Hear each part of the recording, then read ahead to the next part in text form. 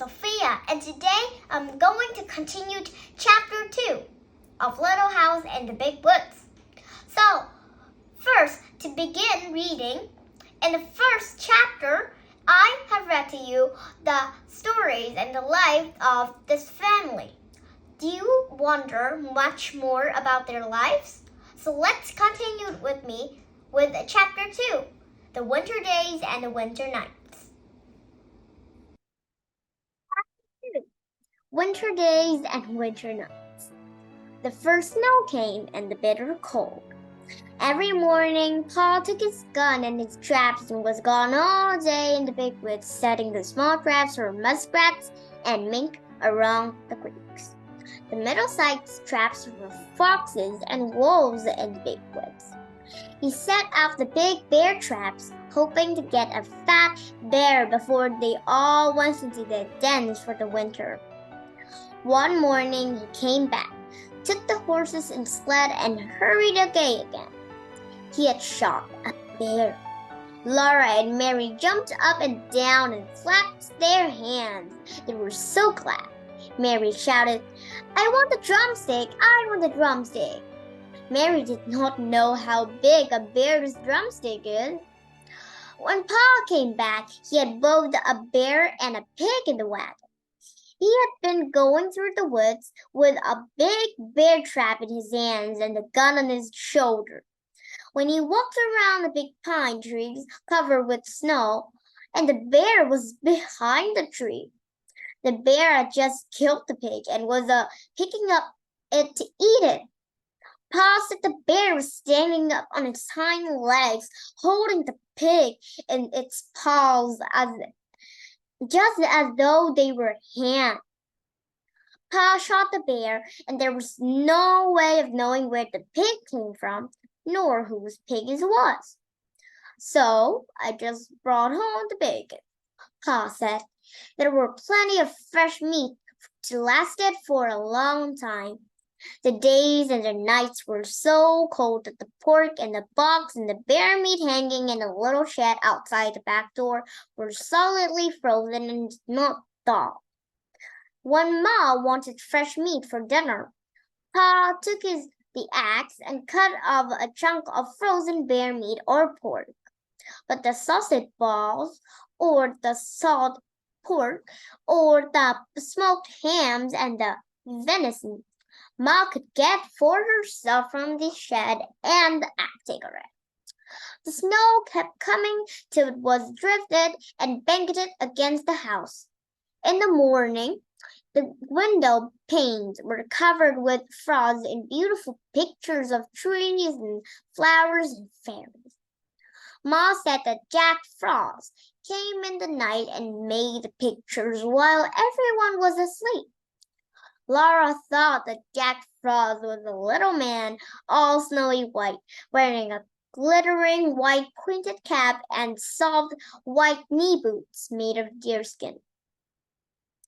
His coat was white and his mittens were white, and he did not carry a gun on his back, but in his hands he had shining sharp tools with which he carved the picture.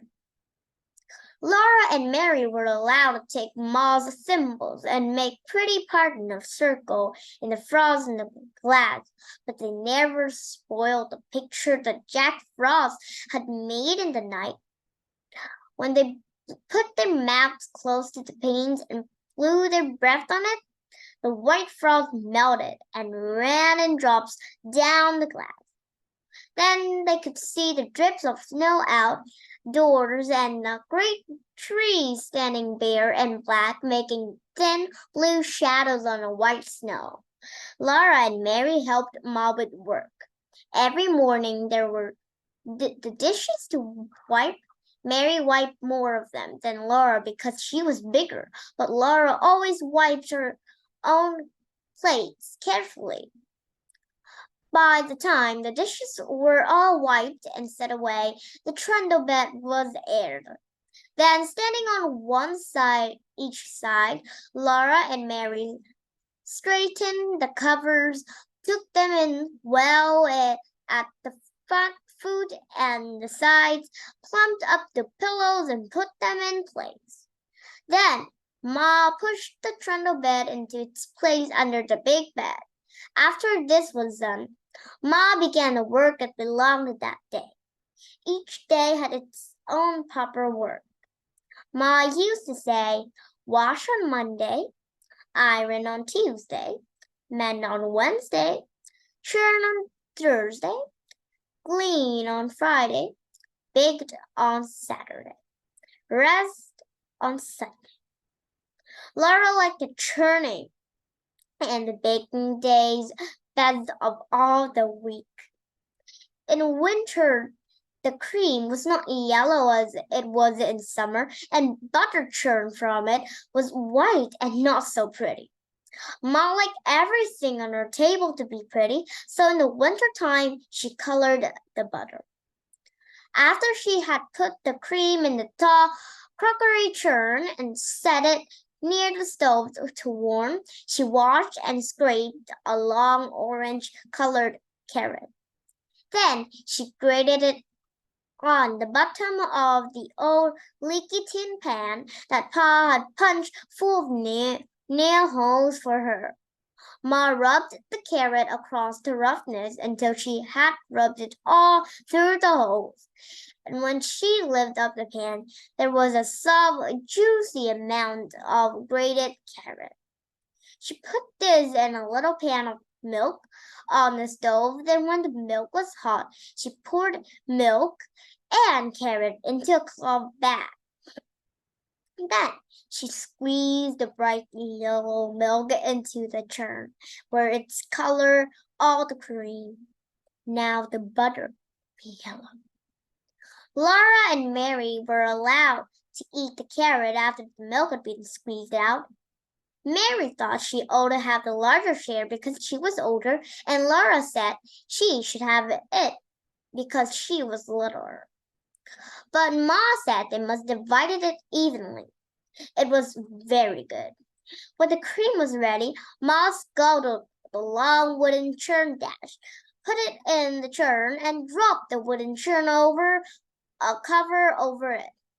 The churn cover had a little round hole in the middle, and Ma moved the dash up and down through the hole. She churned for a long time. Mary could sometimes churn while Ma rested, but the dash was too heavy for Laura. At first, the splashes of cream showed thick and smooth around the little hole. After a long time, they began to look grainy. Then Ma churned slowly, and on the dash there began to appear little grains of yellow butter. When Ma took off the churn cover, there was the butter in a golden lump drowning in the buttermilk.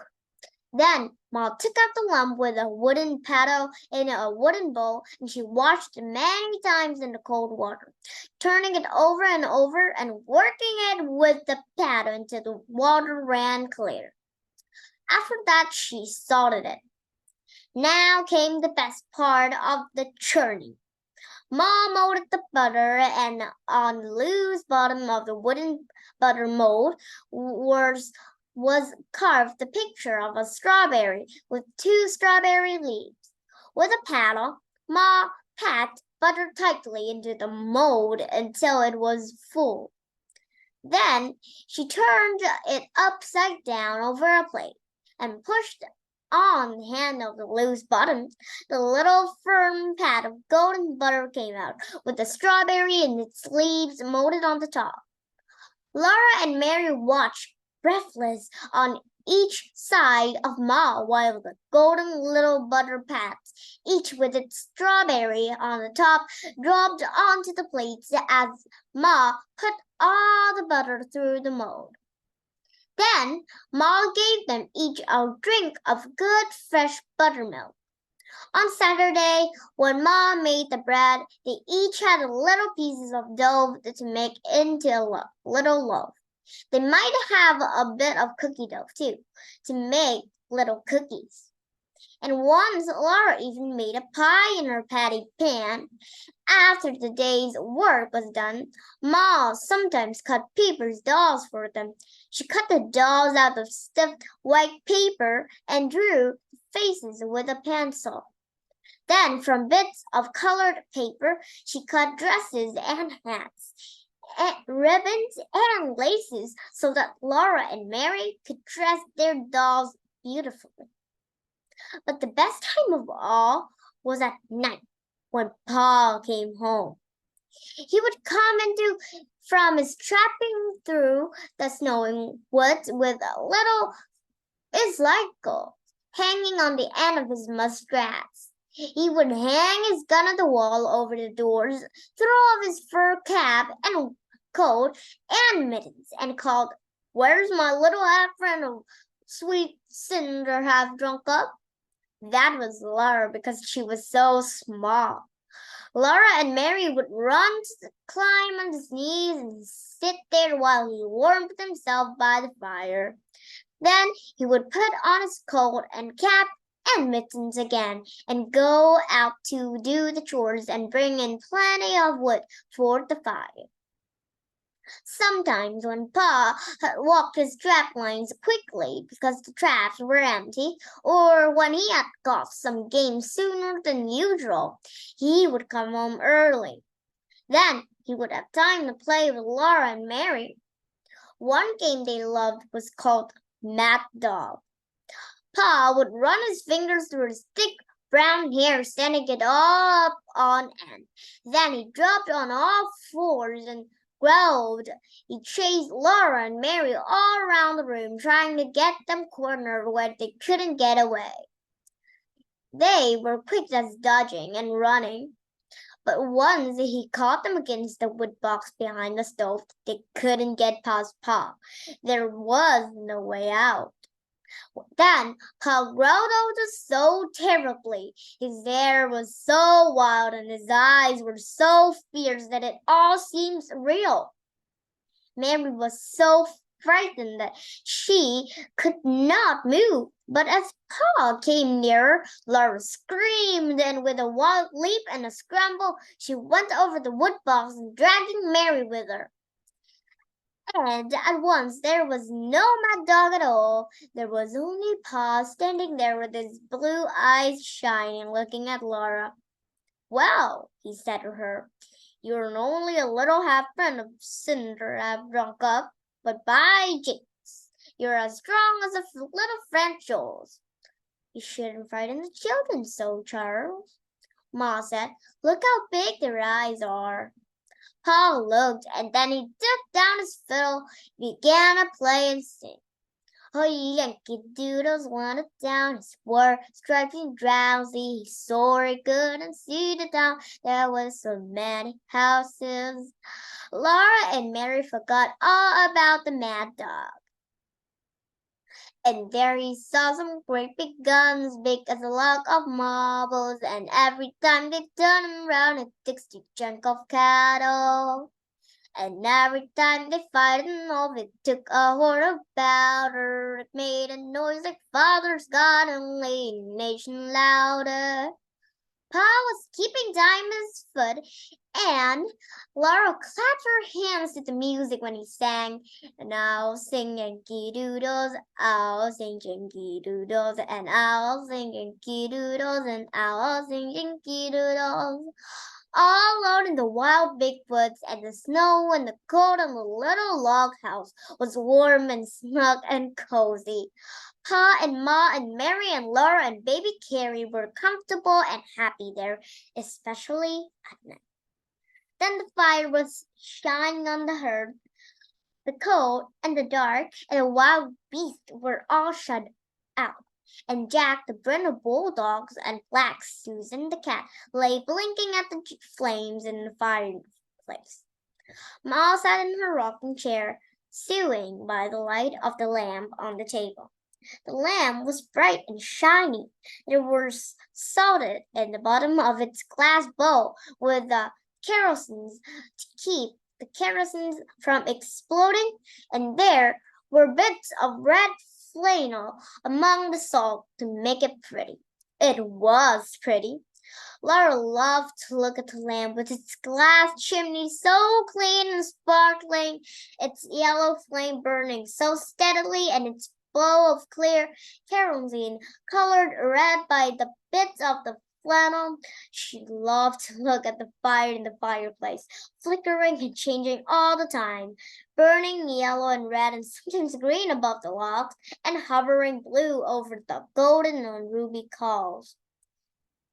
And then Paul told the story.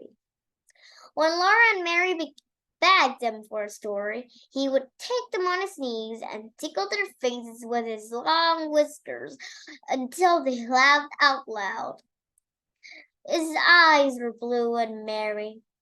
One night, Paul looked at Black Susan, scratching herself before the fire and running her claws out and in. He said, "Do you know that a panther is a cat? A big, wild, big cat?"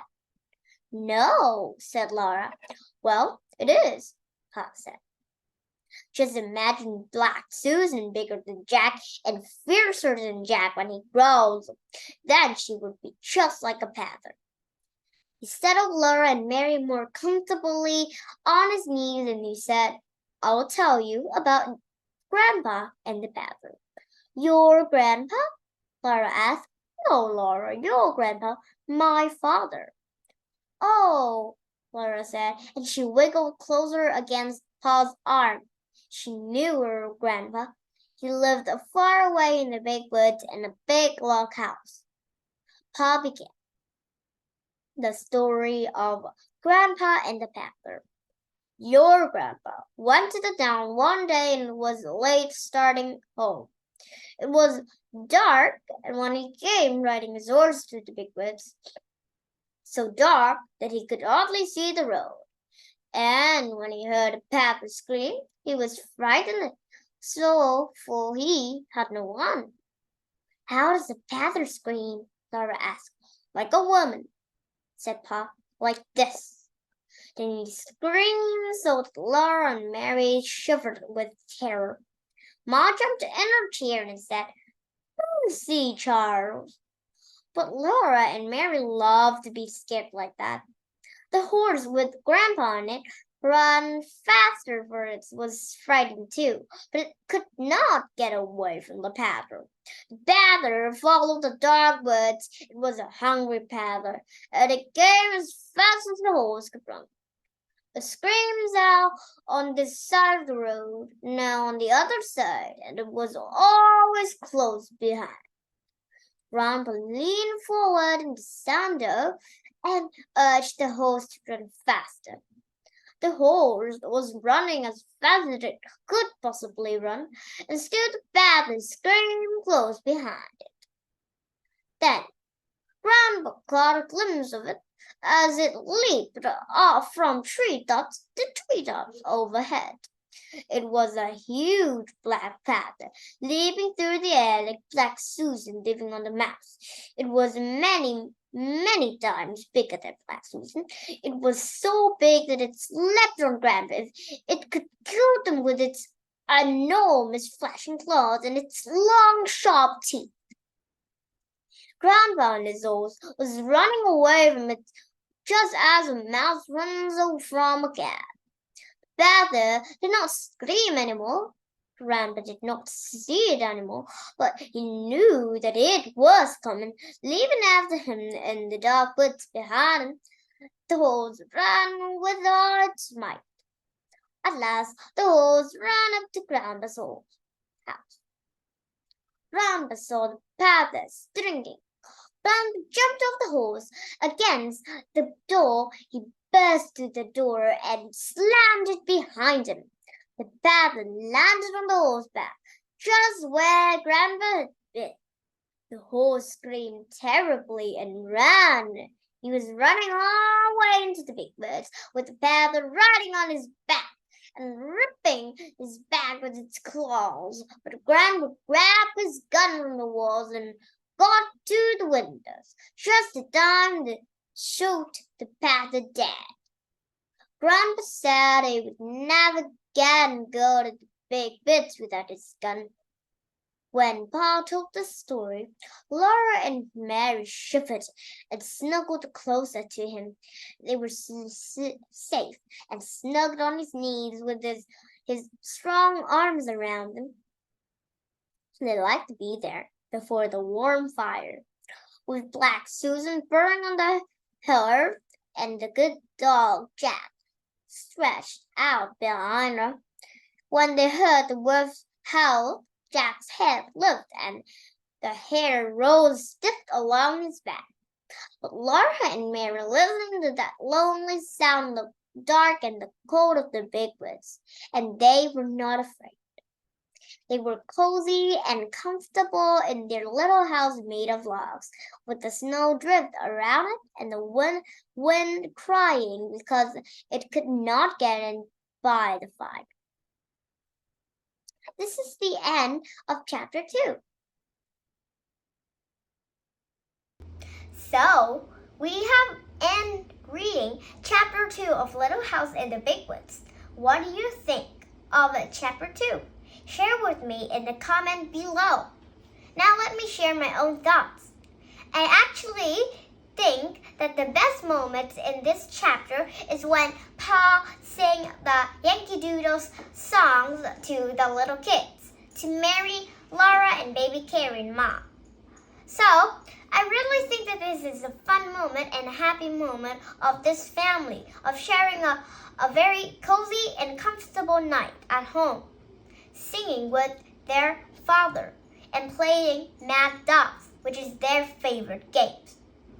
Maybe my family is going to sing and play the same as this family in Little House in the Big Woods next week too. Well, see you for chapter 3.